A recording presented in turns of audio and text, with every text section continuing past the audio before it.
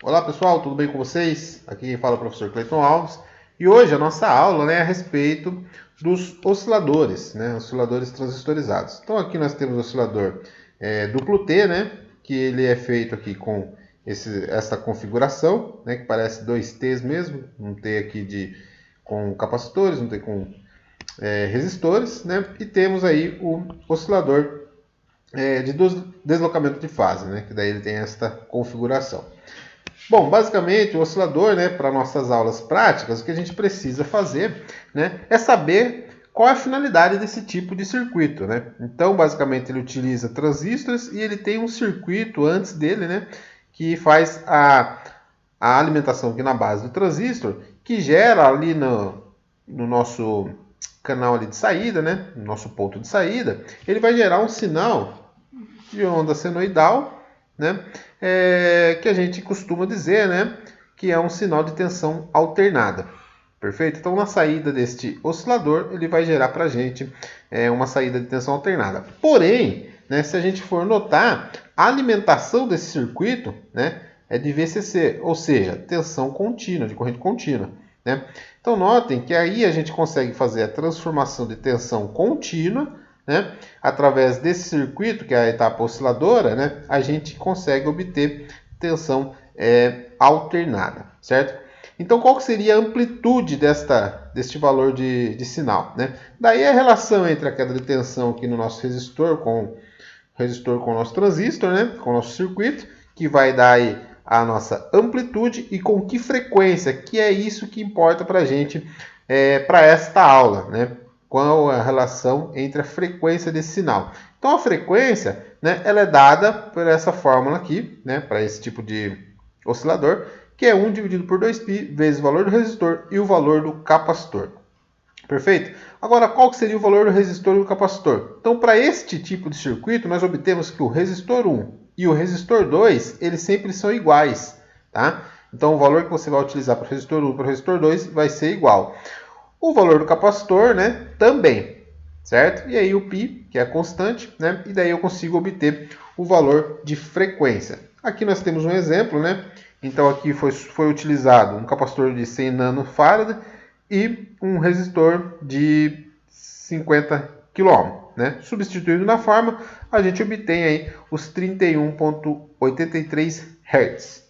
Perfeito? Então, basicamente, o nosso oscilador, mesmo alimentado com tensão contínua, devido a essa etapa osciladora, que é o circuito oscilador, ele vai prover para a gente aqui na saída uma tensão da forma alternada. Aqui no nosso oscilador de deslocamento de fase, basicamente ele vai fazer a mesma coisa. Porém, agora, o nosso transistor, ele está configurado de uma forma que vai obter mais ganho na saída, que é aquela polarização, que a gente já aprendeu nas aulas anteriores. Então, basicamente, aqui ele vai ter um ganho maior, e agora, com esse deslocamento de fase, basicamente, na nossa saída, nós também obteremos a tensão senoidal, mesmo que seja alimentado esse circuito com tensão contínua, Então, vale lembrar que no semestre passado, nós transformávamos a tensão alternada em tensão contínua. E aqui é um exemplo contrário,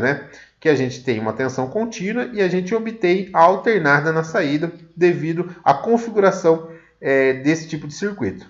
Aqui também existe uma relação de fórmulas, porém agora aparece aqui o raiz de 3 devido a esse tipo de... o raiz de 6 devido a esse tipo de oscilador, tá?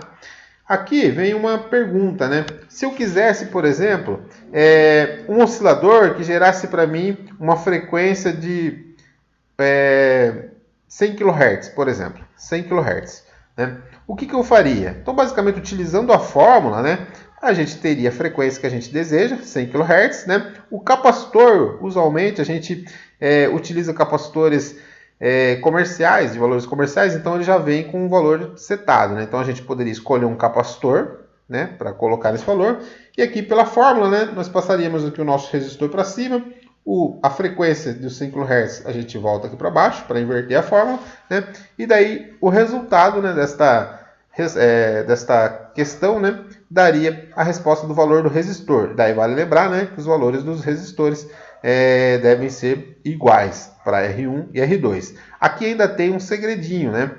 Para este resistor, né, é o valor do próprio resistor, porém dividido por 2. E para este capacitor seria o valor do capacitor vezes 2. Né? Então aí a gente precisaria fazer estas configurações. Aqui, né, eu montei um circuito, né, utilizando lá o de deslocamento.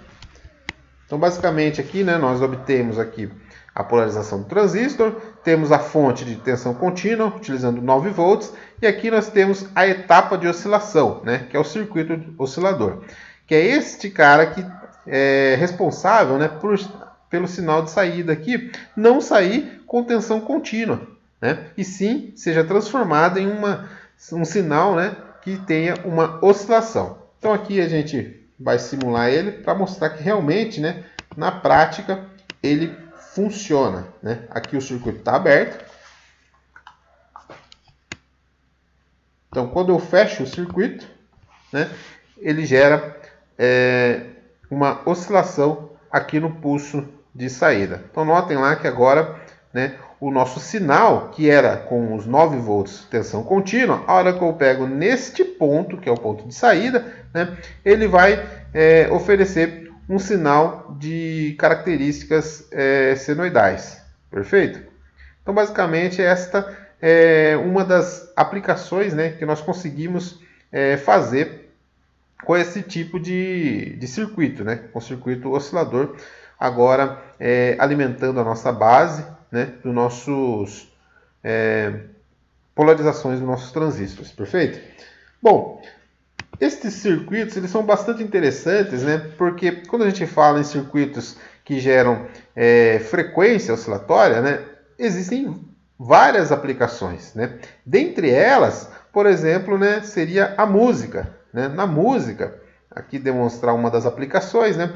Na música, cada nota musical ela é uma frequência oscilatória. Né? Então, ou seja, dependendo da frequência que está oscilando, né, nós escutamos sons, né, diferentes. Então, igual eu estou falando aqui com vocês, vocês conseguem me ouvir, né? Este som que chega até vocês, basicamente são frequências oscilatórias, né?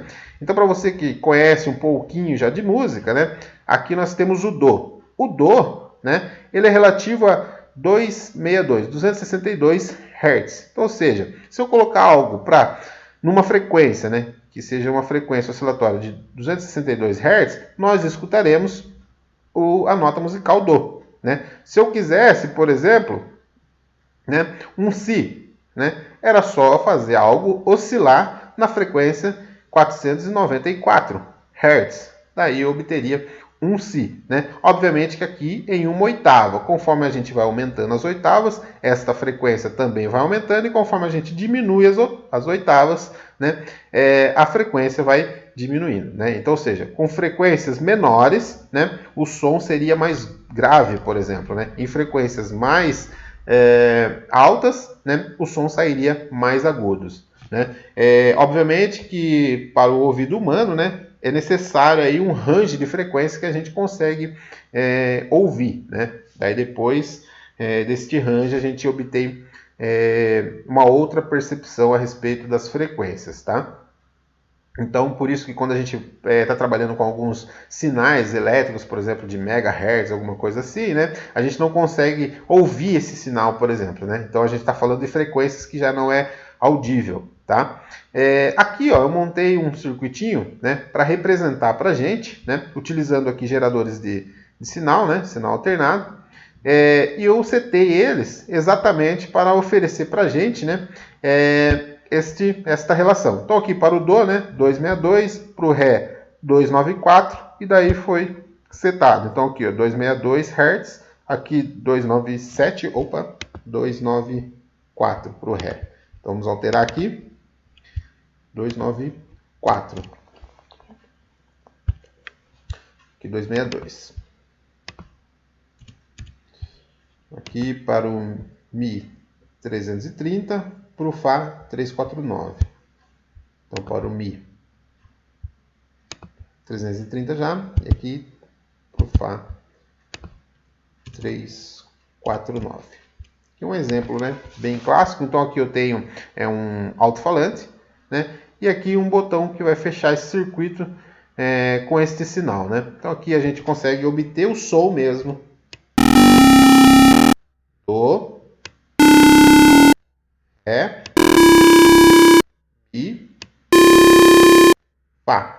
Perfeito? Então, em cada frequência, a gente consegue obter um tipo, né, de ruído, de som, né, que a gente interpreta aí depois por conhecer as notas musicais. Né? Para que isso foi dito? Né? Então, basicamente, inicialmente, né, se a gente quisesse ter um teclado, por exemplo, né, daquele, e eu alimentasse ele com uma bateria, né, então seria uma tensão contínua, né, eu precisaria de circuitos osciladores que fizessem a oscilação, né, da tensão lá no nosso pino aqui de saída, onde tivesse a frequência exata, né, do som que eu desejo.